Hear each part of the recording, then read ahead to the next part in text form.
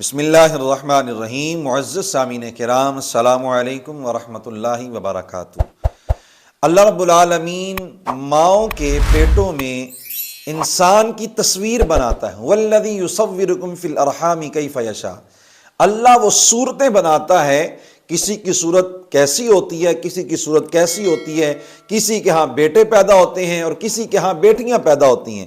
اللہ رب العالمین اولادیں عطا فرمانے والا ہے، کسی کو بیٹے عطا فرماتا ہے، بلکہ انبیاء کرام میں سے بھی کچھ ایسے انبیاء ہیں کہ جن کو اللہ رب العالمین نے صرف بیٹے ہی عطا فرمائے، اور کچھ ایسے انبیاء ہیں کہ اللہ رب العالمین نے صرف بیٹیاں ہی عطا فرمائیں، اور کچھ انبیاء ایسے بھی ہیں اللہ رب العالمین نے ان کو بیٹے بھی عطا فرمائے اور بیٹیاں بھی عطا فرمائیں۔ اسی طرح یہ تقسیم چلتے چلتے اللہ رب العالمین نے انسانوں میں بھی رکھی ہے۔ اللہ رب العالمین کسی کو بیٹے عطا فرماتا ہے، کسی کو بیٹیاں عطا فرماتا ہے۔ تو اللہ رب العالمین کا جو معاملہ ہے، اللہ رب العالمین کی جو منشا ہے، اس پر راضی رہنا چاہیے۔ اللہ بیٹے عطا فرمائے تو پھر بھی خوشی کرنی چاہیے، نعمت مل گئی۔ اللہ بیٹیاں عطا فرمائے پھر بھی خوشی کرنی چاہیے کہ اللہ نے رحمت عطا فرما دی۔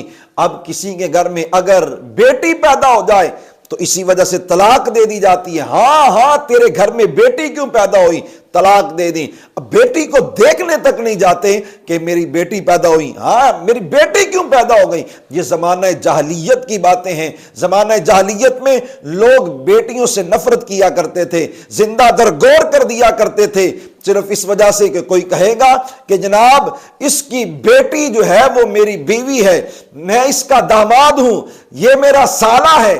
اس وجہ سے بچیوں کو زندہ درگور کر دیا جاتا، ان کو قتل کر دیا جاتا تھا۔ لیکن اللہ رب العالمین کی جو تقسیم ہے اس پر راضی رہنا چاہیے۔ محبوب کریم صلی اللہ تعالیٰ علیہ وآلہ وسلم آئے تو آقا کریم صلی اللہ تعالیٰ علیہ وآلہ وسلم نے ماؤں کو عزتیں دی، بیٹیوں کو عزتیں دی، بہنوں کو عزتیں نبی کریم صلی اللہ تعالیٰ علیہ وآلہ وسلم نے عطا فرمائی۔ تو حضرات گرامی، آج میں وہ وظیفہ بتانے والا ہوں کہ اگر کسی کے ہاں صرف بیٹیاں ہی پیدا ہوتی ہوں، بیٹے نہ پیدا ہوتے ہوں، تو ایسی عورت کے لیے، ایسے مرد کے لیے ایک خاص وظیفہ لے کے آج میں حاضر ہوا ہوں کہ آپ اگر اس وظیفے کو کریں گے تو انشاءاللہ العزیز اللہ رب العالمین کی ذات ان کو بیٹا ہی عطا فرمائے گی۔ وہ وظیفہ کیا ہے؟ جب بھی چاند نیا نکلے، چاند کی پہلی تاریخ ہو، پہلی، دوسری، تیسری، چوتھی، پانچویں، چھٹی، ساتویں تاریخ تک روزانہ سورہ بقرہ شریف کی تلاوت کی جائے۔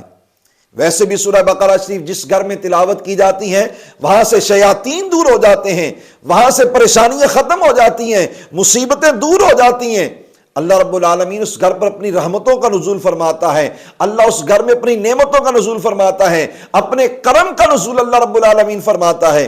تو چاند کی یکم سے لے کے 7 تک سورہ بقرہ شریف کی تلاوت عورت کرے، ہو سکے تو شوہر بھی ساتھ تلاوت کرے، اور 11 دن تک 11 مرتبہ سورۃ الشمس والشمس وضحاہا اور سورۃ التین، بسم اللہ الرحمن الرحیم، والتین والزیتون، یہ والی سورت 11 مرتبہ 11 دن تک پڑھی جائے انشاءاللہ العزیز، تا حصول مراد اس کا وظیفہ کیا جائے۔